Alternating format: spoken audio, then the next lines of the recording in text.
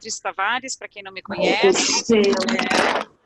Estou aqui para a gente lançar um novo canal brasileiro. Para quem não participou ontem, vou repetir um pouquinho. A gente está lançando esse canal novo para a nossa comunidade de Global Mobility e Recursos Humanos, e o nome dele é Brazil Talks, porque é o Brasil que estará falando, né? O Brazil Talks nasceu da necessidade da gente ter um canal local, com mais independência e autonomia, para a gente poder tratar os temas de maior interesse para todos, que muita gente me buscava e dizia, vamos falar sobre isso, vamos falar sobre aquilo. Então, assim, o canal continua aberto, a gente só mudou o canal para Brazil Talks, tá? Estamos aqui para compartilhar e espelhar conhecimento. A nossa plataforma ela tem o intuito de abrir o diálogo para empresas, consultorias, fornecedores, ou seja, continuamos tão inclusivos quanto éramos antes, tá? O Brazil Talks, ele estava no papel, esperando a hora de sair. Na realidade, desde finalzinho de 2018 que eu estava mexendo com isso, falando com uma pessoa, falando com outra, com um grupo que trabalha comigo aqui, que a gente chama de Brazil Talks Team, e agora o Covid nos impulsionou a tirar do papel, porque ou vai, tem que fazer e tem que fazer acontecer. Então, estamos aí para todo mundo. Quem quiser saber quem é o nosso Brazil Talks Team, para quem não conhece ainda, temos várias pessoas participando, somos 10 no grupo, e está na nossa página do LinkedIn, lá você pode ver o nome de todo mundo. Mas eu queria só mencionar a Vanessa Romão aqui, que comprou a ideia junto comigo, e junto o nosso guru tecnológico, que é o Ruge, Alexandre Rugério, que se não fosse ele, a gente não estaria no ar. Porque se tem uma coisa que eu não sei fazer, é tecnologia. Então, Ruge, obrigada por você estar sempre com a gente aí. Com muito orgulho e com muita emoção, lançamos aí a semana de webinars de 30 minutos. Cada dia tem um tema diferenciado, mas super relevante para a Global Mobility. Então, agora eu vou passar para a Mabelita, que é a nossa mediadora do webinar de hoje, para ela apresentar o tema e para ela apresentar as pessoas que vão participar. Over to you, Mabelita. Obrigada, Paty. Então, o tema de hoje é repatriação antecipada, impossibilidade de retorno e os impactos de tudo isso na relocation.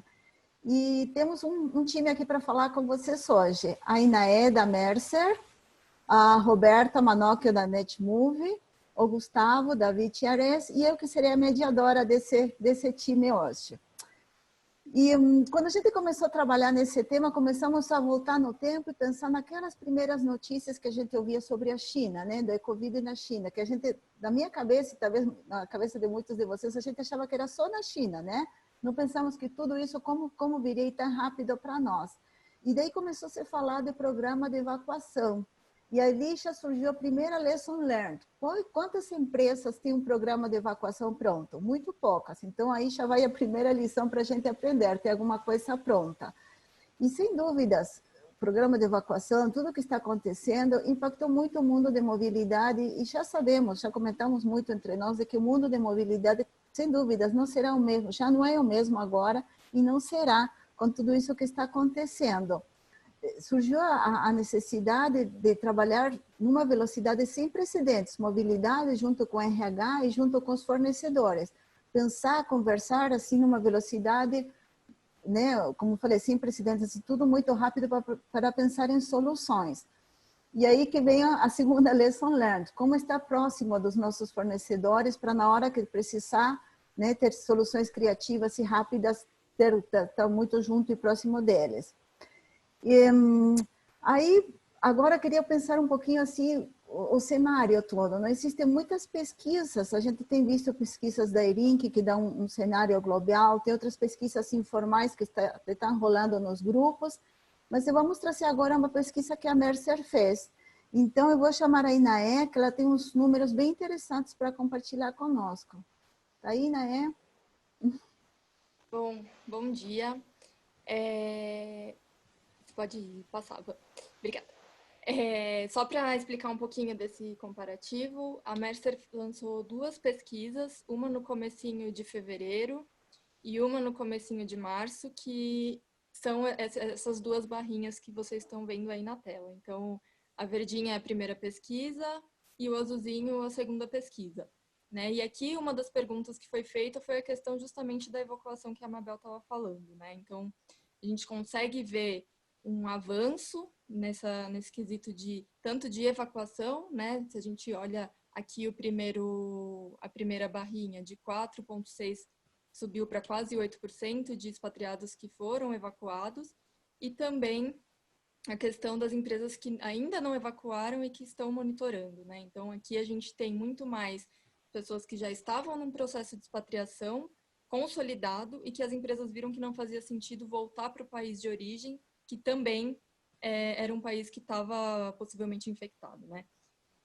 Das empresas que fizeram essa evacuação, a gente vê que a grande maioria retornou os expatriados para o seu país de origem, né? Utilizando ou não o home leave, né? Então, a grande maioria não utilizou o home leave e retornou para o país de origem. Pode passar, Van.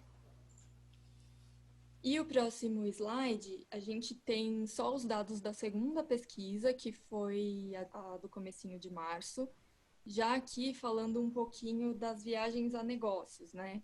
Então, aqui foi perguntado para as empresas se eles baniram essas viagens de negócios, se globalmente ou localmente, né? Então, a gente vê aqui a primeira linha, que dos 35,54% falando que sim, né, foi banido ou limitado isso, as viagens globalmente, e a terceira linhazinha ali dos 29%, que é o que chama também a atenção, que fala que também foi banido globalmente para viagens não essenciais.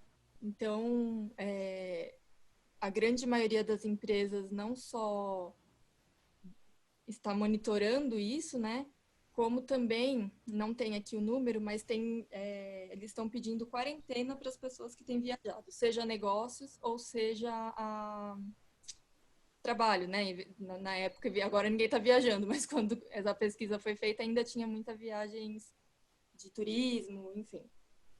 Né? E eu aí acho que daqui a gente consegue seguir com as próximas discussões, com esse panorama geral.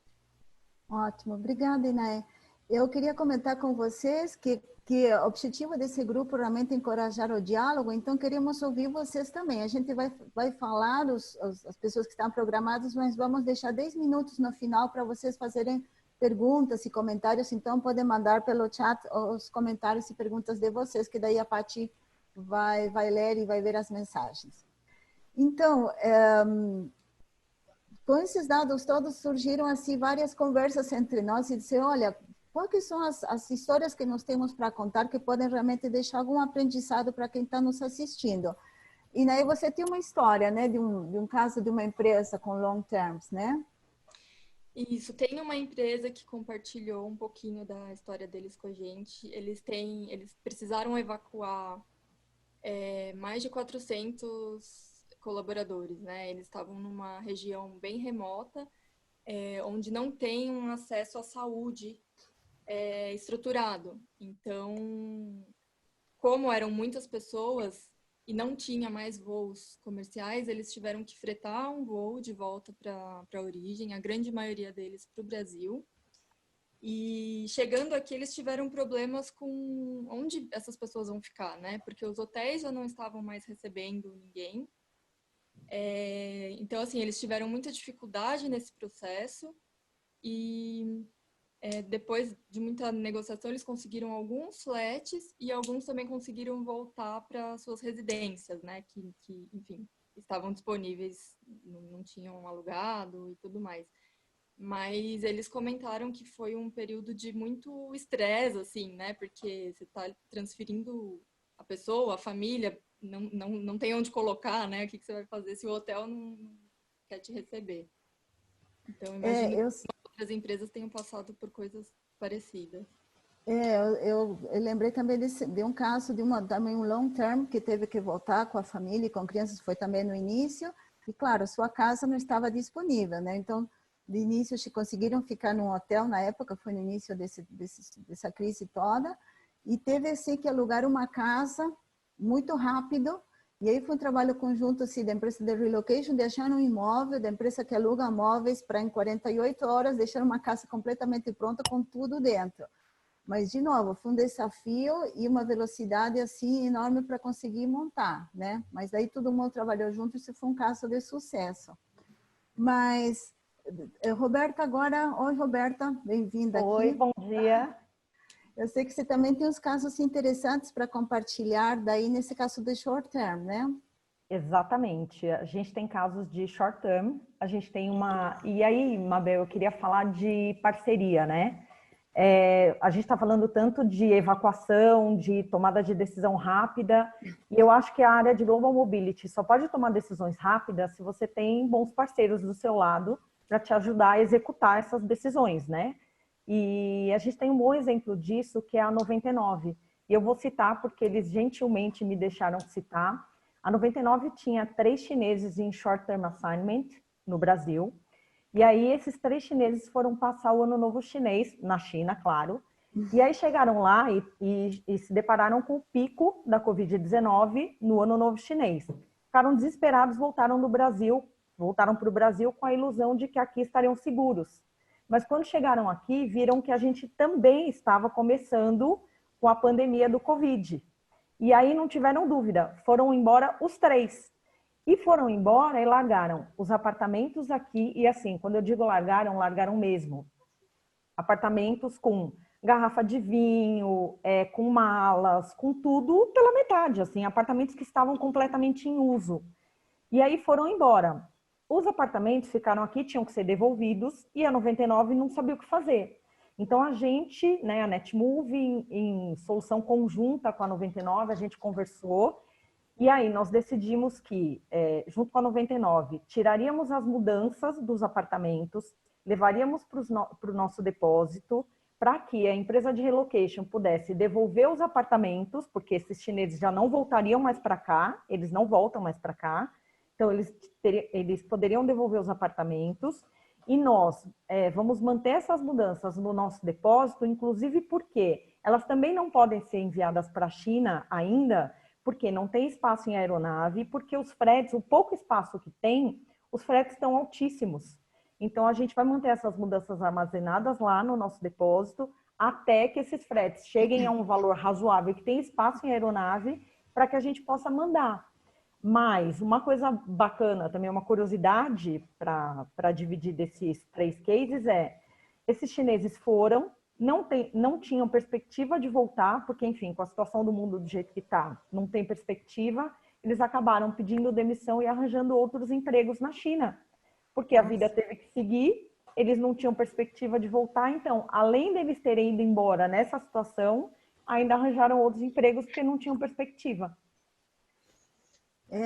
Realmente, olha que virada tudo, por isso que digo que nada será igual, olha que imprevisto, né, realmente. Obrigada, Roberta. E eu vou chamar o Gustavo agora, o Gustavo, por trabalhar na VTRS, que é uma empresa global, eu sei que ele tem muitas informações, e sabe de muitas boas práticas que as empresas no mundo todo adotaram para como produzir comunicações, guidelines para os seus colaboradores que estavam no exterior, né? Tanto long term, short term. Você pode compartilhar conosco, Gustavo, assim, qual que seria uma boa dica de guidelines claros que as empresas estão adotando? Obrigado, Mabel. Bom dia a todos. Básicamente, eu acho que toda crisis trae una oportunidad, Mabel, y no hablamos mucho de siempre cómo Global Mobility puede ser estratégica. Está claro para todos nos que estamos perante una crisis generalizada que va a impactar muito y de muchas maneras a nossa indústria de Global Mobility. Mas eu acho que as companhias, os gestores de Global Mobility das companhias, tienen una función llave, que es gerenciar expectativas y comunicación, tanto para los expatriados que están en un pre-assignment, on-assignment, o que están en proceso, o que estaban en proceso de ser repatriados y ahora están on hold, aguardando o que virá a acontecer. Entonces, lo que nós temos observado en varios de nuestros clientes, y como usted bien faló en pesquisas de un mercado, es la participación de Global Mobility aproximándose a un negocio, a los key stakeholders para mantener información de lo que está aconteciendo con el coronavirus, la creación tal vez de un intranet interna con guidelines o frequently asked questions o SharePoint, si la compañía utiliza SharePoint como mecanismo para compartir informaciones, de acceso tanto para los funcionarios, para los expatriados, para URH, para los líderes de cada unidad de negocio y básicamente estrechando ese relacionamiento y esa comunicación. Nos estamos en una situación de wait and see, ninguém sabe o que irá a acontecer de aquí a un par de meses, va a mudar, con certeza as coisas vão mudar.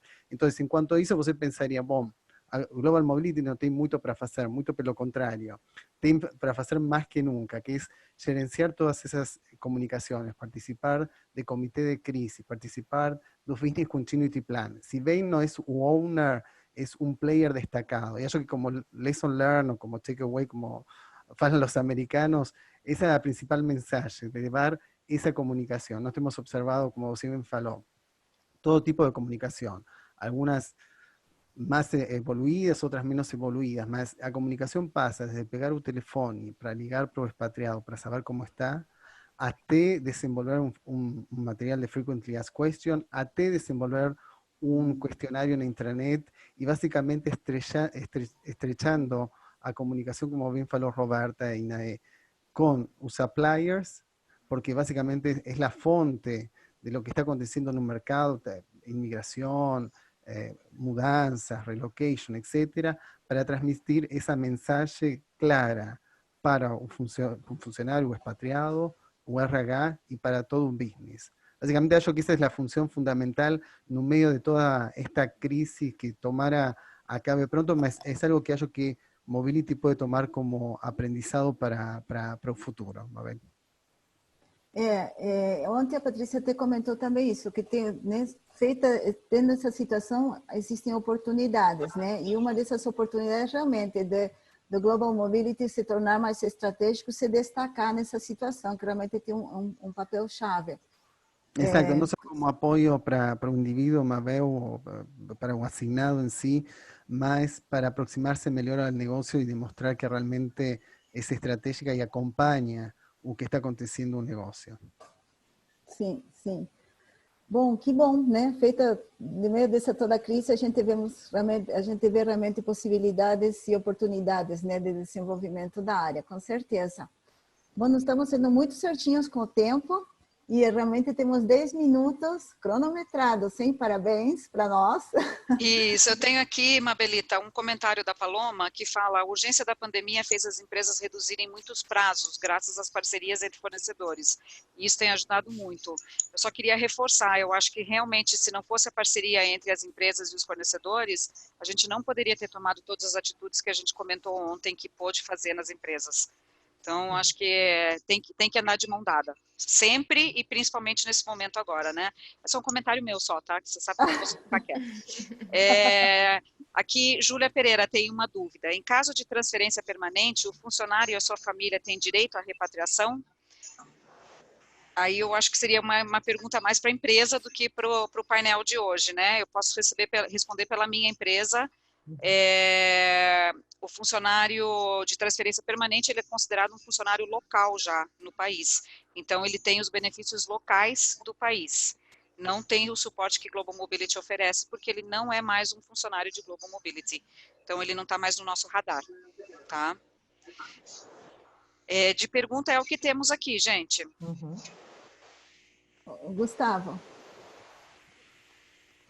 Você está no mute, Gustavo. Não. Só complementando o que Patricia estaba falando, un punto que nos discutimos cuando estábamos pensando en este webinar es también cómo a política de movilidad global en la cual está expatriado puede impactar en una repatriación o no. Entonces, si estamos hablando de un permanent transfer, o que falou Patricia, en líneas gerais, la pessoa es un local y fue a hacer su vida en un país de destino, con los pros y contras de esa situación.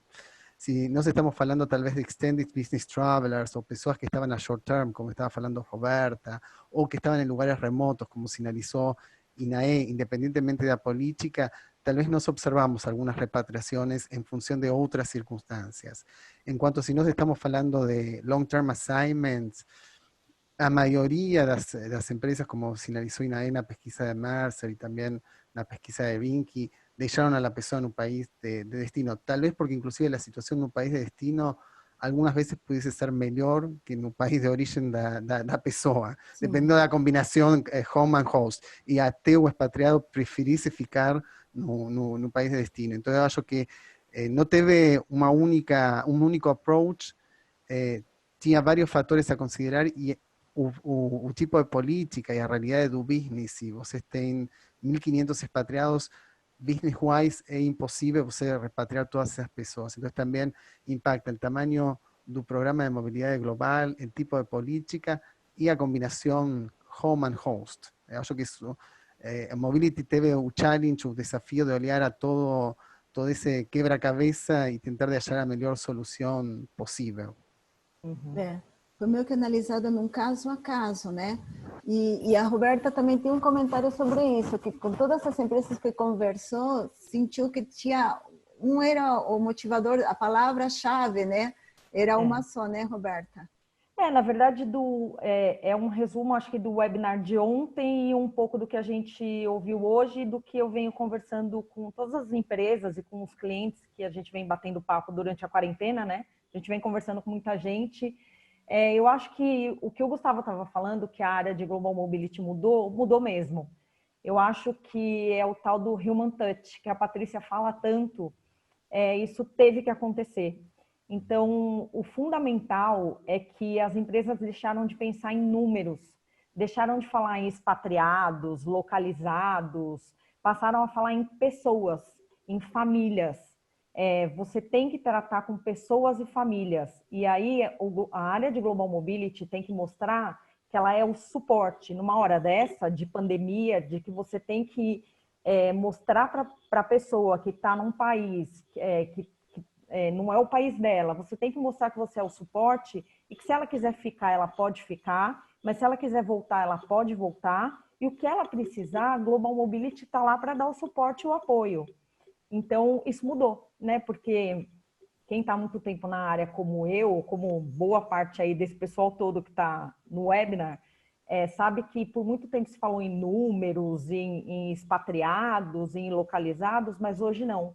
Hoje a gente fala de pessoas, e eu acho que essa é a lição maior de tudo que a gente ouviu, é humanizar a área de Global Mobility. Eu acho que isso já está acontecendo, já aconteceu. Gente, eu tenho mais uma pergunta aqui da Daisy. Na realidade, eu vou pedir para vocês como empresa, e talvez aí na E, não sei se tem alguma pesquisa em relação a isso já, mas alguma empresa já tem estratégia para retorno dos seus expatriados que saíram em repatriação temporária? Ou seja, se vocês fizeram alguma saída agora, já foram contactados pelas empresas para como vai trazer de volta, quando, a gente sabe que não tem um quando ainda, né, globalmente, mas existe algum contato das empresas com vocês em relação a isso, ou ainda não? Eu tive alguns contatos perguntando, né, o que as empresas têm feito. Nesse momento, a gente não tem, infelizmente, muito o que fazer, porque não tem voos. Não sei esse caso dessa empresa que eu comentei, né, que ela conseguiu fretar um voo para trazer a pessoa de volta. E eu queria só fazer um comentário um pouquinho ali do que a Júlia falou das transferências permanentes. Eu não tenho o resultado ainda, mas finalizou uma pesquisa ontem também da Mercer que vai trazer um pouco isso de informação. Então, depois, se quiser me contatar, eu devo ter semana que vem esse resultado.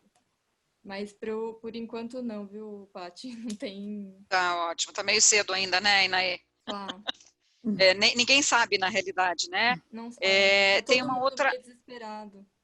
A gente ainda está nessa fase, né, do meu Deus, e agora? Agora já instalamos, já fizemos o que tinha que fazer, já estamos tratando o BAU, né? Eu, por exemplo, já estou com um monte de pedido de assignment novo para quando eu terminar essa fase. Então, a gente já está na continuidade do negócio. Agora, quando vai acontecer essa continuidade é que a gente não tem a resposta ainda, e eu acho que ninguém tem ainda, né? Gostaríamos de ter. Mais uma perguntinha aqui. A questão agora é como será a entrega dos apartamentos. A Fabiola está perguntando. Quem quer pegar essa resposta? Gustavo, não posso jogar para você? Dependiendo del país, no tienen cómo entregar. Lo que aconteció es muchas veces tener que colocar a la persona en temporary living de emergencia porque la persona estaba saliendo de la propiedad y la persona ficou varada pelos cancelamentos dos voos. Entonces, extender los temporary living o tener que colocar a la persona en temporary living. Mas eso impacta, como estaba hablando Fabiola, preguntando aquí en el chat, a entrega de todo. Você não pode entregar chaves, você não pode fazer a visitoria final, você tem regras do condomínio que não te permitem entrar, e esos no son no Brasil, acontece en todos los países do mundo, inclusive en Estados Unidos para las propias transferencias domésticas, que es muy común lá. Entonces, sinceramente, lo que están haciendo es emergencialmente o tentando de extender el contrato de aluguel, si es posible, con el propietario en una boa negociación, o colocando a la persona en temporary living y dejando pendiente la visitoria final y encerramento do contrato. Eu tenho duas curiosidades. Sim. Eu posso dividir duas curiosidades que foram casos que aconteceram e que eu presenciei. Tem um caso recente nosso de uma mudança que estava marcada para acontecer antes de estourar a Covid, e aí o expatriado já tinha marcado a devolução do apartamento, já tinha combinado com o proprietário de devolver o apartamento. E aí, Covid-19, e aí o prédio, o condomínio, não autorizou mais a entrada da equipe de mudança, e, em paralelo, teve o decreto do governo de São Paulo de não poder, das transportadoras não poderem sair, só as transportadoras de serviços essenciais, ou seja, a mudança não podia mais ser executada, o apartamento não ia mais poder ser devolvido. E aí, ele teve que conversar com o proprietário e negociar com o proprietário e falar assim, olha, meu amigo, eu não tenho como sair. Não tenho como tirar minha mudança, eu não tenho como sair daqui, eu preciso devolver depois. E assim, eu conversei com várias empresas de relocation, quando eu fiquei sabendo do webinar, para saber se tinha alguma outra regra a ser seguida, e com todas as pessoas com quem eu conversei, é isso. É bom senso e conversa com os proprietários. E mais uma, eu conversei com um parceiro nosso da França, que me disse que lá, claro, aconteceram os mesmos problemas, e lá houve um decreto dizendo que, por conta do Covid-19, os apartamentos que, porventura, tivessem sido já negociados a devolução, o proprietário seria obrigado a estender e não cobrar nenhuma multa e nada por conta do motivo de força maior. Mas lá tinha enfim, um decreto respaldando. Aqui não, aqui é negociação. Muito bom. Bom, gente, respeitando o tempo aqui, queria agradecer a Inaê, que trouxe o resultado da pesquisa da Mercer para a gente, compartilhou com a gente aqui. Aguardamos o resultado da próxima pesquisa, né? Rô, Mabelita e Gustavo, obrigada também pela participação de vocês, acho que foi super rico. E eu queria já falar para vocês que, já ouvindo o feedback de ontem, que foi só o nosso primeiro dia, estamos aqui com uma novidade cedida para a gente pela Mari Barros, da Diferença Intercultural, que é fazer a pesquisa aqui já direto pelo QR Code. Então, é só tirar uma fotinho, faz a pesquisa, responde e já chega para a gente o resultado. E para quem participou de ontem, pode usar esse mesmo QR Code para fazer a resposta da pesquisa de ontem. Vou falar bastante aqui para dar tempo de vocês responderem as duas pesquisas, tá? Brincadeira. Na realidade, eu queria falar para todo mundo que amanhã o nosso webinar vai ser super interessante. Eu já tive um spoiler ontem com a Mari Barros da Diferenças Culturais na Quarentena e no Mundo Virtual. Ela tem todo um conteúdo especial para trazer para a gente, que eu acho que vai ser muito rico para todo mundo. E outro feedback que a gente recebeu também foi a forma de inscrição. Estava um pouco confuso recebendo um e-mail por dia, então hoje o nosso guru tecnológico já vai mandar um e-mail de inscrição com todos os links para os próximos 3 webinars. Aí fica mais fácil para todo mundo fazer essa inscrição. Agradeço de novo, acho que foi bem produtivo. Para quem teve alguma pergunta aqui que a gente não conseguiu responder, eu vi que teve bastante comentário e gente compartilhando o que a sua empresa está fazendo, que é ótimo, porque o objetivo é esse mesmo, né? A gente compartilhar. A gente vai dar uma olhadinha e eu respondo para a pessoa o que não deu para responder por aqui. Ok? Obrigada, gente, e nos vemos amanhã. Um beijo grande. Obrigada, gente. Até amanhã. Tchau, tchau. Tchau, até amanhã. Tchau.